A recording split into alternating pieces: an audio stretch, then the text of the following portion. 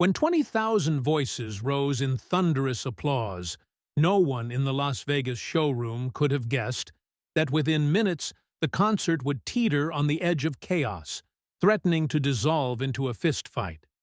This was the early 70s, and the Hilton International glowed like a palace of neon and money.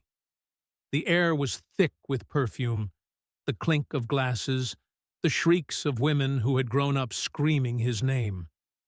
Elvis Presley stepped into the spotlight, no longer the reckless young rebel of the 50s, but a seasoned performer, cloaked in rhinestones and carrying the invisible weight of fame, fatigue, and private demons.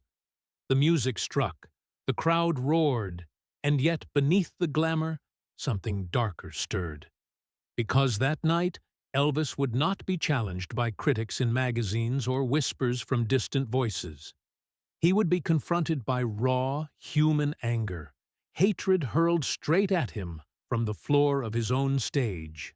And as the room braced for the spectacle of music, it could not know that the king of rock and roll was about to face a moment where everything, his authority, his discipline, his very presence, would be tested in front of thousands. Let us know where you're watching from, and we hope you enjoy the story. Las Vegas, early 70s. The Hilton International's showroom rose like a palace in the desert, its chandeliers casting a golden shimmer across the sprawling hall. Every seat was filled. Movie stars, casino moguls, oil millionaires from Texas, polished women in silk gowns and diamond necklaces. They were all there.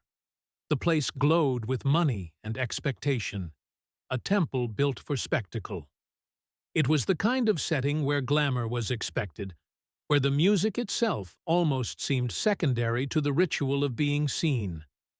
But beneath the surface of velvet and champagne, something restless lingered. Behind the stage curtains, Elvis Presley adjusted the wide collar of his white jumpsuit. The suit was embroidered with a storm of rhinestones that caught even the faintest sliver of light, promising to explode into brilliance once he stepped under the spotlights. He moved with slow, practiced discipline, his posture tall but heavy, with the fatigue that came from years of being not just a singer, but an institution. The years since his 1968 television special had been transformative. After Hollywood's long and suffocating detour, he had clawed his way back into music with fire and purpose. In Las Vegas, he now reigned as a kind of high priest of entertainment. Every note delivered with orchestral backing, every entrance choreographed with precision. Yet, for all the grandeur, Elvis himself remained complex, always holding something private behind his eyes. Those who knew him closely recognized the strain. Long nights, relentless shows, the burden of being the king. Still, he carried himself with control. He had trained in karate for years, using it not merely as exercise but as a discipline for his mind. Sometimes, during performances, he would slip a sudden chop or stance into the rhythm of a song, almost teasing the audience with the suggestion that beneath the rhinestones lived a fighter, quick and unshakable. The orchestra tuned in a low hum. The murmurs of the crowd swelled. When the lights dimmed, a ripple moved through the hall, anticipation rising like a tide. And then he walked out. The room detonated in applause. People leapt to their feet, screaming his name, their voices crashing into one another. He launched into the opening number, his voice cutting through the cavernous space, powerful and warm, wrapped in the timbre that had defined an era. For the first few songs, everything unfolded in perfect rhythm. The horns blared, the backing singers swayed, the audience clapped in unison, transported by the magnetism of a man who, even in exhaustion, could command 1,000 hearts. But among the whirl of celebration, a discordant thread began to surface. In one of the lower rows near the stage, A cluster of men leaned forward on their tables, glasses already half empty. They were not like the glittering couples surrounding them. Their jackets hung loose, ties pulled down, hair slicked but unkempt. They shouted over each other, laughing too loudly at nothing in particular. The waiters avoided their table with a certain weariness, as though this wasn't the first night they'd caused a scene. At first it was small, a whistle too sharp during a ballad, a bark of laughter during a pause in the music. Then, as Elvis moved into another number, one of them, a tall man with heavy shoulders, his face flushed from drink, cupped his hands to his mouth and shouted something that cut across the hall like a knife. It wasn't the playful kind of heckle performers sometimes welcomed. It was coarse, personal. Elvis heard it. His face did not change, not at first. He turned slightly, gaze brushing over the crowd, then settled back into the song. But those near the front could see it. The tightening of his jaw, the flicker in his eyes. He had spent his life on stage, facing screaming fans and skeptical critics. Yet there was something different about being insulted in the middle of what was supposed to be communion. The drunk man shouted again, louder this time. A few heads in the audience swiveled toward him. A couple near the front row glared, visibly irritated. Still, Elvis pressed on, letting the orchestra drive the song forward. He adjusted the microphone stand, shifting his weight with the cool grace that had become his armor. But the interruptions didn't stop. By the third time, the air itself seemed to thicken. Applause from the rest of the crowd tried to drown it out, but everyone could feel the tension building like static. People stole glances at the man, whispering, "What's wrong with him? Why doesn't security step in?" The Hilton's security guards, dressed in dark suits along the aisles, watched carefully but remained still. They were trained to intervene only when absolutely necessary. Perhaps they hesitated because Elvis hadn't given them any signal. Perhaps because the show, despite the insults, still moved forward. From the stage, Elvis's expression began to shift. During the next pause between songs, he leaned slightly toward the microphone, his lips pressed together in a way that suggested he'd heard every word. The audience closest to him noticed. The mood of the hall wavered, excitement mixed with discomfort. This was not part of the Vegas fantasy they'd come for. The man in the front leaned back in his chair, smug in his defiance, then leaned forward again, hurling another slurred insult. His companions roared with laughter.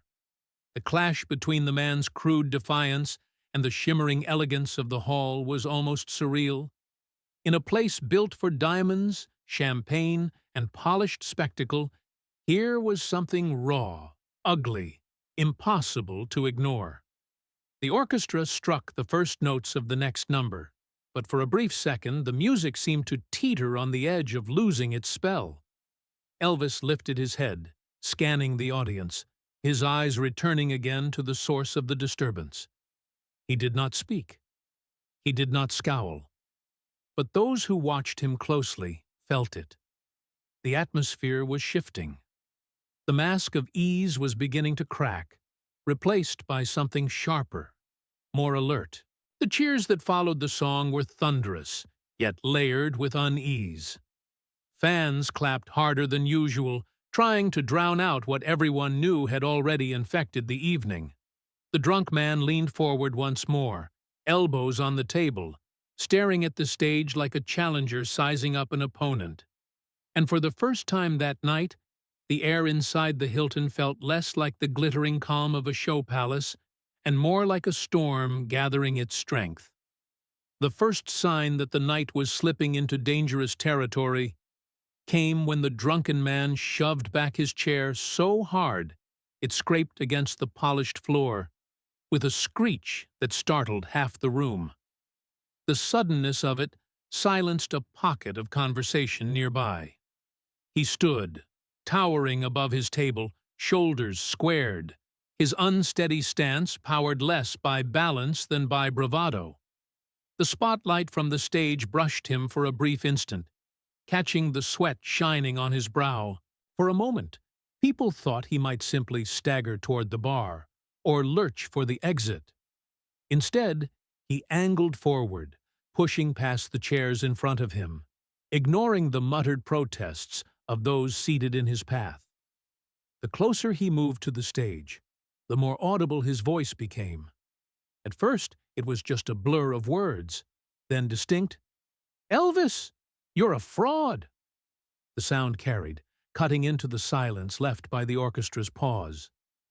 "If you're a real man, come down here." The insult, raw and brazen, seemed to slice the air clean in two. The showroom froze. Thousands of eyes darted between the stage and the man advancing toward it. Somewhere in the back, a woman gasped sharply. The room's vastness collapsed into a narrow channel of attention focused solely on the clash about to ignite. Elvis did not flinch. He shifted his weight forward on the microphone stand, letting his hand rest on the polished chrome. His profile was lit in amber, the contours of his jaw sharp against the shadows. For a heartbeat, he remained absolutely still. He had faced mobs of screaming teenagers in the 50s, endured hostile interviewers, weathered the ridicule of critics who dismissed his films. But this was different. A man, not a crowd. A challenge, not a review. Instead of signaling security, he stepped toward the edge of the stage. One step, then another, deliberate, measured. The audience let out a collective breath they hadn't realized they were holding. Every pair of eyes tracked his movement, wondering if the king of rock and roll was about to trade microphones for fists. And then it happened. The unexpected flicker of karate discipline breaking through the theater of show business. Elvis raised his hands, palms angled outward, elbows bent, sliding into a stance only those who knew his private passions would recognize. His body shifted with surprising agility, the jeweled suit suddenly less an ornament than a sheath. He made 2 swift strikes in the air, controlled, fluid, each punctuated by the sharp snap of fabric. The crowd erupted, half in relief, half in sheer exhilaration. The drunk man halted for a fraction of a second, confused by what he was seeing. He had expected either retreat or aggression, not this calm display of readiness. Some in the audience laughed nervously, others clapped, thrilled by the spectacle. The tension that had suffocated the hall was momentarily pierced by applause. Elvis, still poised, lowered his hands slightly, but did not step back. His voice came then, even and resonant, amplified through the speakers, yet carrying the intimacy of a private conversation. "Son," he said, the word sharp as a rebuke, yet softened by a touch of southern gravity. "You don't want to do this." He let the silence hold for a beat. "This stage ain't no battlefield. It's a place for music." The hall detonated in applause. People leapt to their feet, clapping and cheering, relieved and awed by the authority of his tone. A woman in the second row dabbed at her eyes with a handkerchief. Men shouted encouragement, "That's right, Elvis!" The tide of support rolled toward him like a wave. Yet the man on the floor was not swayed so easily. He sneered, swaying but resolute, as though the roar of thousands meant nothing compared to the fury boiling inside him. He jabbed a finger toward the stage, shouting again, though the words were partly drowned by the crowd's clamor. Still, the shape of his mouth made his meaning plain. He wanted confrontation, not entertainment. Elvis did not break eye contact. He stood at the edge of the stage, one boot angled forward, the rhinestones along his sleeves glittering under the spotlights. His calm was not that of dismissal, but of command, the kind of stillness that radiated more power than any sudden movement. A hush fell again, as if the entire hall leaned closer, desperate to know whether the moment would dissolve into chaos or transform into something else entirely. Elvis's hand hovered near the microphone, not clutching it, but resting lightly, as though he could drop it at any second. His eyes, however, betrayed nothing but focus. From the balcony, a voice shouted encouragement. "Show him, Elvis!" Another fan yelled, "Sing, don't fight!" The contradictions in the crowd mirrored the storm inside the hall: fear, thrill, disbelief. Every second stretched, the air heavy with possibilities. Elvis finally lifted the microphone. His words, measured and deliberate, poured out again. "I came here tonight to sing, to give you something to carry home, something that don't leave you when the lights go out. Fighting? That won't do a thing for either of us." His gaze stayed locked on the man, who wavered slightly under the weight of attention. Then, almost imperceptibly, Elvis shifted his stance, loosening the edge of tension. He made another sweeping motion with his hand, part karate gesture, part theatrical flourish. The crowd, electrified, burst again into cheers, this time louder, a roar that filled the entire showroom.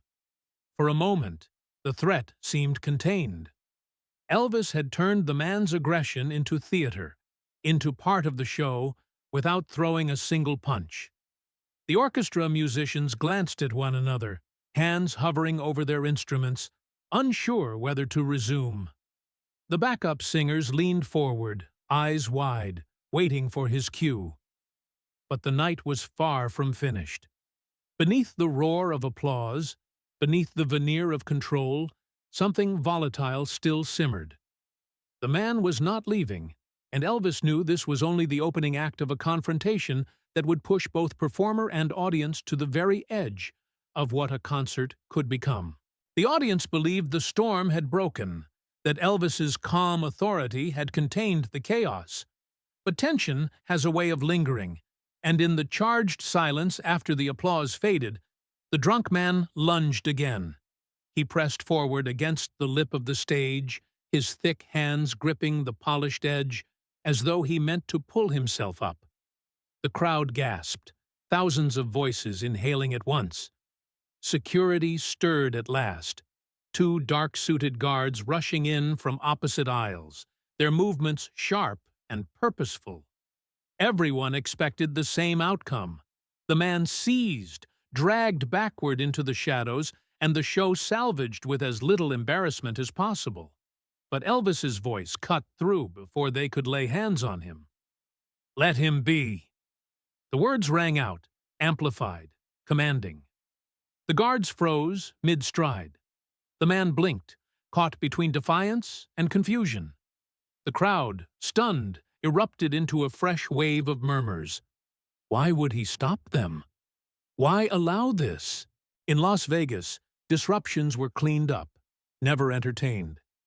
Yet Elvis, standing tall in his gleaming suit, had chosen the opposite path. "Let him be," Elvis repeated, softer now, almost as if he were speaking directly to the intruder rather than the thousands watching. "Looks like he's got something he wants to say." The man hauled himself fully upright, one foot finding a foothold against the stage trim. He didn't climb, not yet, but his presence loomed. His voice, though slurred, carried with raw intensity. "You ain't the king anymore. You sold yourself. Vegas killed your music." The words struck deeper than a random insult. They echoed criticisms Elvis had heard whispered by younger musicians, by journalists who mourned the lean, wild sound of his early years.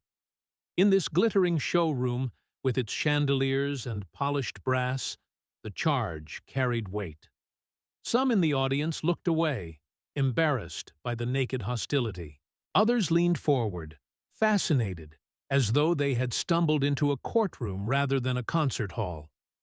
Elvis didn't recoil. He stepped closer to the edge, his eyes fixed on the man, his expression unreadable. Then he leaned into the microphone, his voice low but unwavering. "Is that what you think?" The question wasn't defensive. It was deliberate, pulling the man into dialogue rather than shutting him out. The drunk swayed, his certainty wobbling under the sheer force of attention. "Still," he pressed on, "you left the real rock and roll behind. Now it's all rhinestones and trumpets. Ain't nothing real left." The hall buzzed with uneasy energy. Whispers spread like sparks through the darkened corners. Some fans bristled, shaking their heads angrily. Others, more quietly, admitted to themselves that they'd heard similar claims before. That Elvis, for all his magnificence here, no longer resembled the Memphis rebel who once scandalized the world. Elvis let the silence stretch. Then he took a breath, straightened, and without another word to the man, he gave a nod to the orchestra. The conductor looked uncertain, flipping through sheet music, but Elvis shook his head. No chart, no cue, just follow. And then he began to sing. It wasn't the next song on the program. It wasn't part of the rehearsed set list designed to dazzle with precision.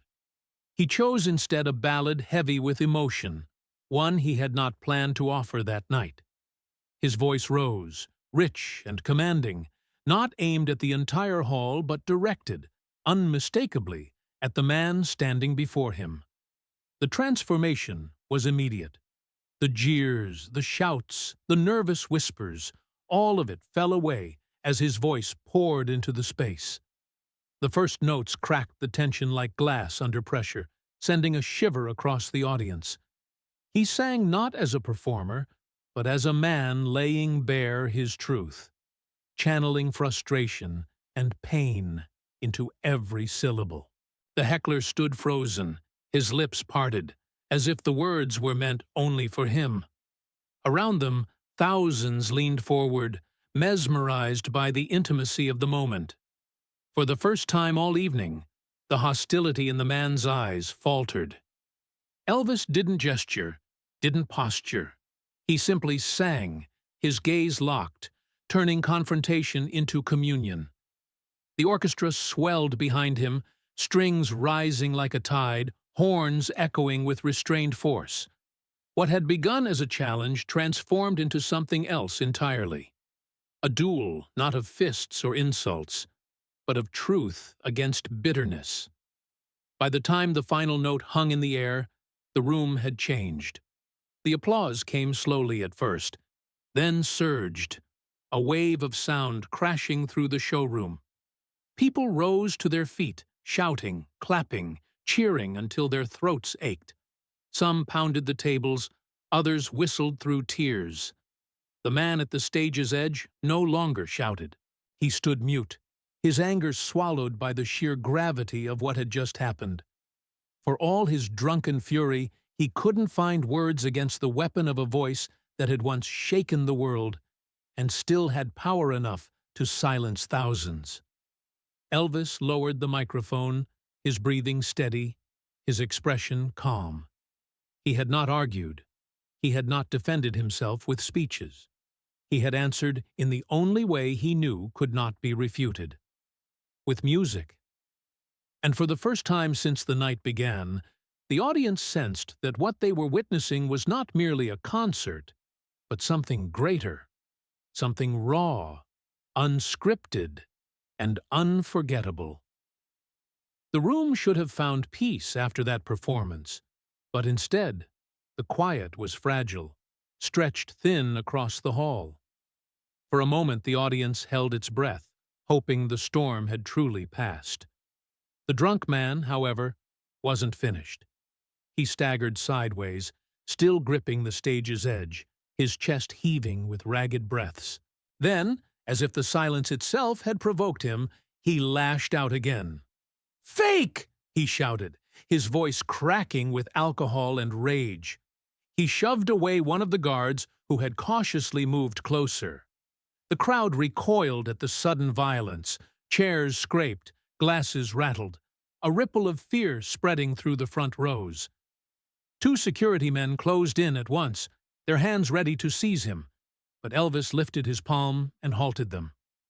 The gesture was simple, but its authority was absolute. Thousands watched, stunned, as he did the last thing anyone expected. "No," he said calmly, his voice carrying even without the microphone. "Don't throw him out." He turned slightly, signaling for the band to stay silent. Then, looking directly at the intruder, he added, "Give the man a microphone." Gasps filled the room. People twisted in their seats, exchanging bewildered glances. Had they heard correctly? Handing a drunk, hostile man a live microphone in front of thousands was madness. Even the stage crew hesitated, staring wide-eyed, unsure if he was serious. But Elvis's expression was unwavering. With a nod, he made it clear. A stagehand approached cautiously, extending a spare microphone toward the man at the stage's edge. The heckler snatched it greedily, nearly dropping it as he fumbled to bring it to his mouth. The audience erupted into chaos, half booing, half urging Elvis to reconsider. A woman near the back cried out, "Don't let him talk!" Another man shouted, "Sing, Elvis! Forget him!" The atmosphere was electric, swinging wildly between panic and disbelief. The drunk man steadied himself, glaring up at Elvis with the defiance of someone who finally had the floor. His words tumbled out in a harsh, uneven rhythm. "Rock and roll's dead," he barked. "You turned it into a circus.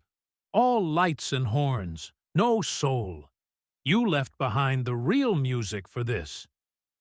He swept his arm to gesture at the rhinestones, the orchestra, the velvet-curtained spectacle. The audience roared back with boos and jeers, trying to drown him out, but Elvis remained silent.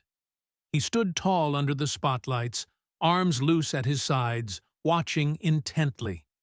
The more the man spoke, the quieter Elvis became, as if absorbing every word. "Used to be," the drunk slurred on, "used to be you were dangerous. You scared parents, made kids believe they could be free. Now you just sing for gamblers and millionaires." His voice broke into a bitter laugh. "You ain't dangerous anymore. You're safe. That's worse." The insult hung in the air. For a moment it seemed the hall itself recoiled. Some in the crowd shouted angrily, furious at the audacity. Others, quiet, uneasy, shifted in their seats, because they had heard echoes of those criticisms in newspapers, in conversations, even in their own private doubts. Elvis did not interrupt. He let the man's voice unravel until the words lost their sharpness, until what had begun as fury curdled into sloppiness. Then, slowly, Elvis stepped forward again, the microphone in his own hand rising. The hall fell still. Even the heckler seemed to sense that his tirade had run its course.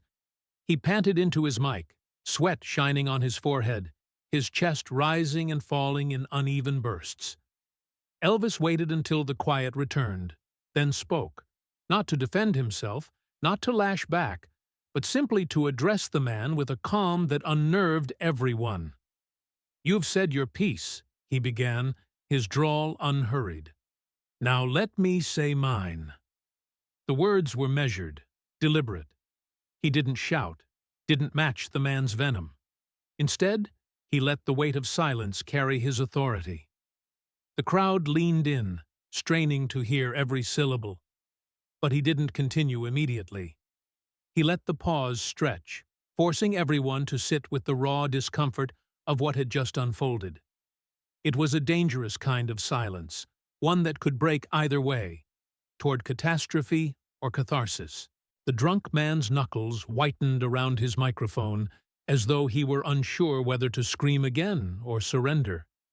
The audience shifted restlessly, caught between anger and awe, not knowing what Elvis would do next. What was clear to everyone in that shimmering, anxious hall was that the night had crossed a threshold. This was no longer just a concert. It was something unplanned, uncontainable. A battle of truths, laid bare before thousands, with the king himself choosing not to silence his accuser, but to meet him head-on, without violence, without dismissal. And as Elvis prepared to speak, or perhaps to sing, the hall trembled on the edge of transformation. The hush that followed the man's tirade was almost unbearable. It wasn't the silence of calm. It was the kind that prickled against the skin, heavy with judgment, with anticipation. Every person in the Hilton showroom sat on edge, waiting for Elvis to respond. The drunk clutched his microphone like a weapon, still defiant, though his words had begun to slur under the weight of alcohol and adrenaline. Elvis didn't rush. He stood tall under the blazing lights, eyes steady on the man before him. When he finally raised the microphone to his lips, his voice came low, unhurried, almost conversational. "You're right about one thing," he began. The crowd tensed. Those words alone felt like a concession. "Rock and roll has changed, but so have we all." The statement landed with quiet force. It wasn't defensive, nor was it submissive. It carried honesty, the kind that disarms more than any argument could. The audience hushed deeper, hanging on his tone. Elvis let the moment breathe before continuing. "I ain't the same boy who shook his hips on Sullivan's stage," he said, his drawl soaked in memory. "That kid didn't know what was coming, didn't know about war, didn't know what it meant to bury his mama too soon, didn't know about Hollywood contracts that near strangled the music right out of him." The words fell heavy, naked and true. Gasps moved through the crowd. Fans had read the headlines, seen the gossip, but rarely did Elvis himself speak so plainly, so vulnerably about his past. His voice carried the weight of years, loss, struggle, reinvention, and for the first time that night, the drunk's smirk faltered. "You call me safe," Elvis continued, his tone sharpening. "But nothing about standing here night after night is safe. Nothing about pouring your heart into a song, hoping it reaches somebody, is safe. This," he spread his arms wide, taking in the stage, the orchestra, the crowd, "this is my fight." The audience erupted in cheers, unable to contain themselves. People stood, clapping wildly, shouting his name. But Elvis didn't ride the wave of applause. Instead, he held up a hand, calling for calm. His gaze returned to the man, piercing, unrelenting. "You say I ain't dangerous anymore," Elvis said, softer now. "Well, maybe danger ain't the point. Maybe the point's whether the music can still lift a soul off the floor." The hall quivered with emotion.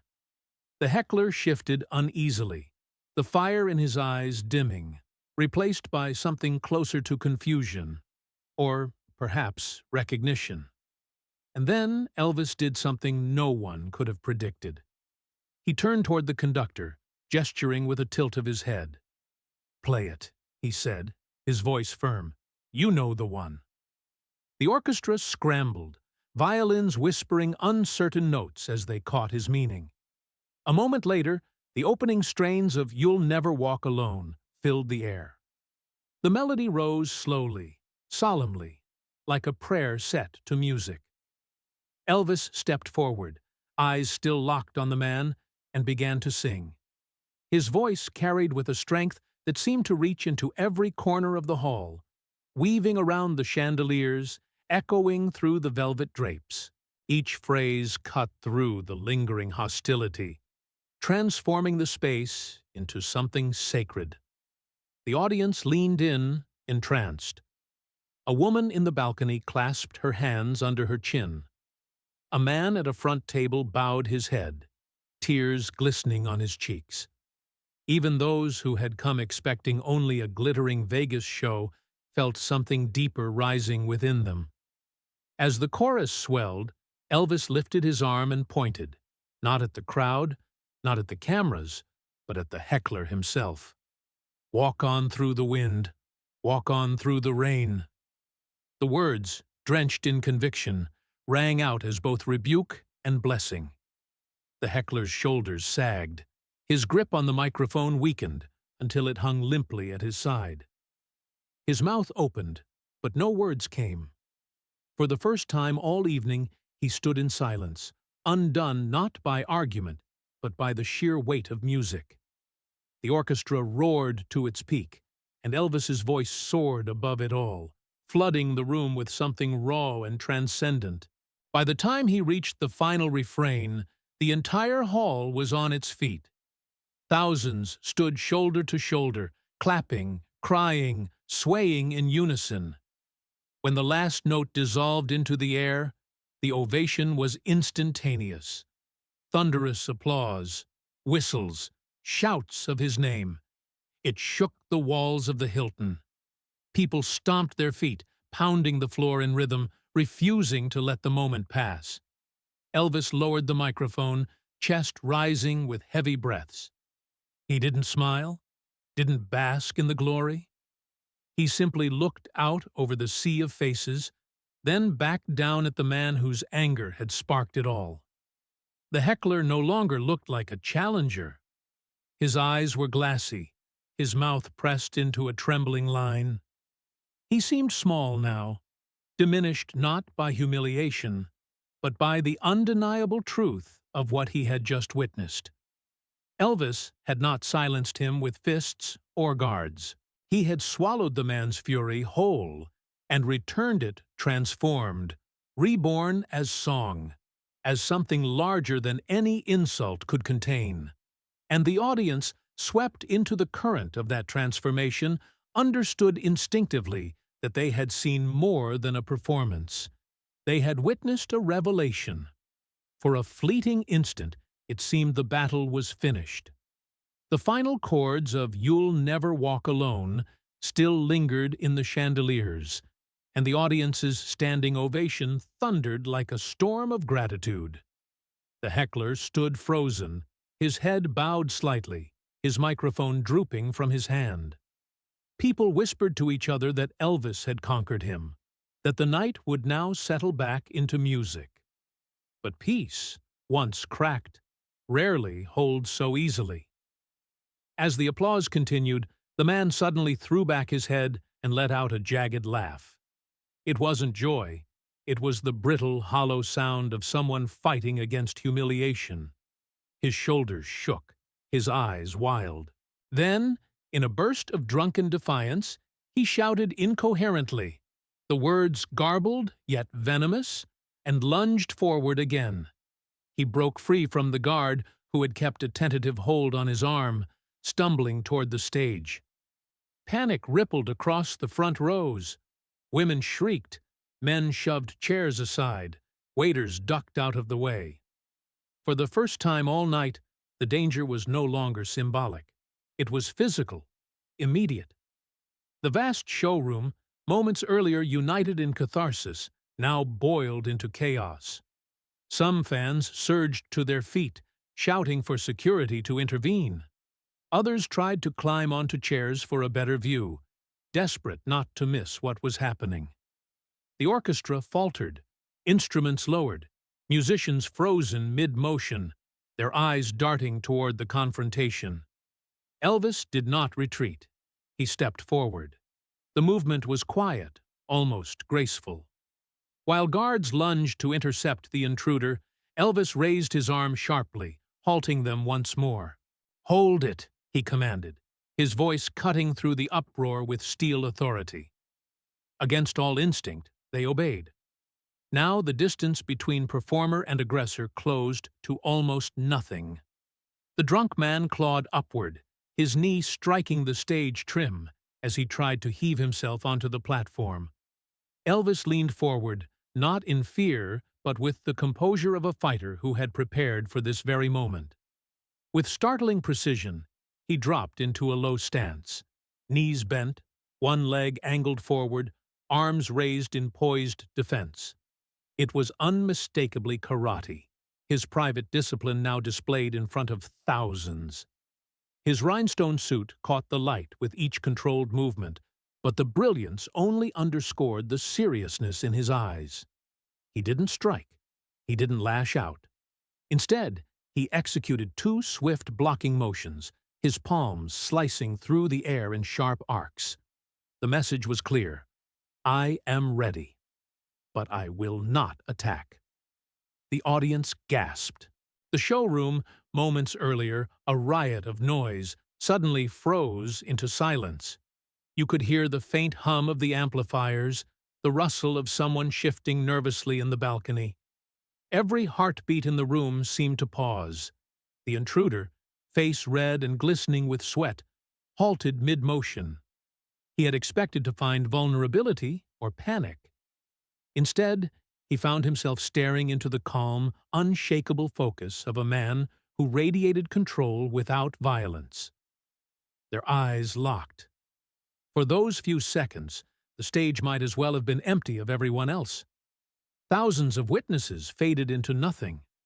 It was Elvis and this man alone, bound in a silent standoff. The drunk's chest heaved, his fists clenched and unclenched. Elvis remained immovable, his breathing slow, his posture commanding. The stillness was so profound it became its own spectacle. No orchestra, no song, just two men, one threatening, the other refusing to yield. The tension was unbearable. Fans leaned forward in their seats, some with hands clasped in prayer, others with jaws clenched, waiting for a blow that never came. Elvis's voice broke the silence, deep and steady. Enough. A single word, but it carried like thunder. The man froze. His body trembled with the effort of choosing whether to lunge or to fall back. He stood suspended, caught between pride and fear, his drunken rage slowly eroded by the steady force of Elvis's composure. In that instant, the audience realized they weren't watching a fistfight waiting to happen. They were witnessing a contest of wills, and Elvis, without laying a hand on his challenger, was winning. The hush inside the Hilton was total. Even the heckler seemed trapped in it, unable to break the invisible hold Elvis's presence cast over him. And then, as if the world itself balanced on a knife's edge, the standoff stretched on. Seconds that felt like eternity. The king and his adversary, face to face, locked in a struggle not of muscles, but of spirit. The entire hall braced for what might come next, knowing that one wrong move could shatter the fragile peace. The silence held the room like a clenched fist. Two figures stood at the edge of the stage, one trembling with the weight of his own fury, the other radiating an almost impossible calm. No security, no orchestra, no distraction broke the spell. It was man against man, but also something greater, the symbol of an era facing down its own doubts. And then Elvis lowered his arms. The stance dissolved, his shoulders relaxing as if he'd made a choice no one else in the room could yet understand. The audience tensed. If he let his guard down now, wasn't he inviting danger? Instead of raising his fists, he raised his voice. "Brother," he said, the word heavy with both reprimand and mercy. "If you came here looking for a fight, you came to the wrong place." He let the line settle, his gaze locked on the man before him. Then, softer, with a resonance that filled the cavernous hall, he added, "But if you came here looking for a song, stay." The crowd exhaled in unison, a release of tension so strong it rippled audibly through the showroom. The drunk man's face crumpled. His shoulders sagged, the defiance draining from him like water from a cracked vessel. For the first time all evening, he seemed small, no longer a threat, but a broken man exposed under the glare of thousands. His microphone slipped from his fingers, clattering to the floor with a dull thud. A pair of guards stepped in gently, not dragging this time, but guiding. The man didn't resist.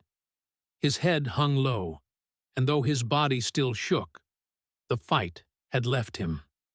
He was led back into the shadows, swallowed by the dark wings of the showroom. Elvis did not watch him go. He turned back to the crowd, lifting his microphone once more. The hall was a vacuum, every breath held, every eye fixed on him. For a performer accustomed to spectacle, this moment demanded something deeper than rhinestones and lights. He let the pause linger, then spoke, his voice intimate, despite the size of the room. "Sometimes," he said, "we all lose our way. Sometimes we get angry. Sometimes we forget what brought us here in the first place. But I believe—" His eyes swept the crowd, earnest, searching. "I believe we can still dream together, even when the world tells us not to." The conductor, sensing the unspoken cue, raised his baton. A few tentative notes rose from the orchestra, soft, uncertain, like dawn breaking. And then the opening chords of "If I Can Dream" unfurled into the hall. The audience recognized it instantly. That anthem of hope he had first unleashed in 1968, a song born from pain and yearning for something better. Now, in this moment of fracture and redemption, it landed with new power. Elvis began to sing. His voice was steady at first, then swelled, richer and more urgent with each line. He sang not just to entertain, but to testify, to declare, to plead, to promise. The lyrics cut through the glittering air, carving their way into the hearts of everyone present. This was not Vegas showmanship. It was raw conviction, poured out with every ounce of his being. People rose to their feet again, this time not out of shock or obligation, but because they were compelled. Hands clapped over mouths, tears streamed freely. Strangers clutched one another, united by something larger than themselves. The Hilton showroom no longer felt like a casino theater. It felt like a church, a sanctuary, a place where wounds could be healed through song. The orchestra swelled to meet him, the brass shining, the strings soaring. Elvis leaned into the climax, his voice straining not from weakness, but from sheer passion. He looked upward as he sang, eyes glistening under the lights, as if calling to something beyond the stage, beyond the audience, beyond himself.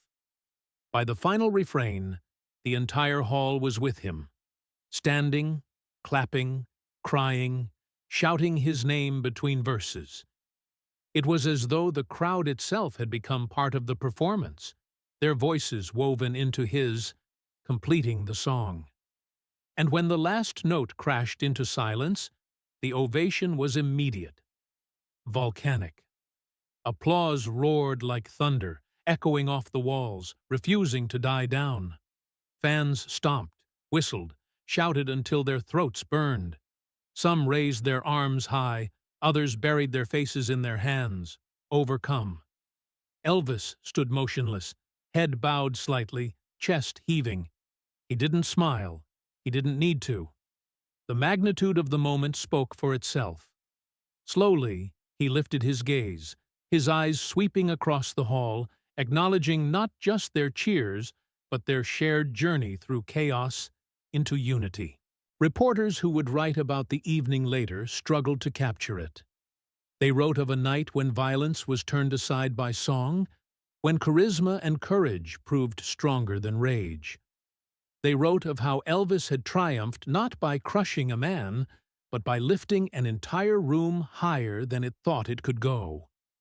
For the thousands who had been there, no words were necessary. They knew they had witnessed something singular, something that would live in memory long after rhinestones lost their shine. Elvis had come dangerously close to losing control of his stage that night. Instead, he expanded it, transforming a drunken outburst into a sermon of music and mercy. And as the ovation thundered on, he turned to the band, nodded once, and prepared to carry the night forward, not as a king untouched by challenge, but as a man who had proved that even under attack, the song would always endure.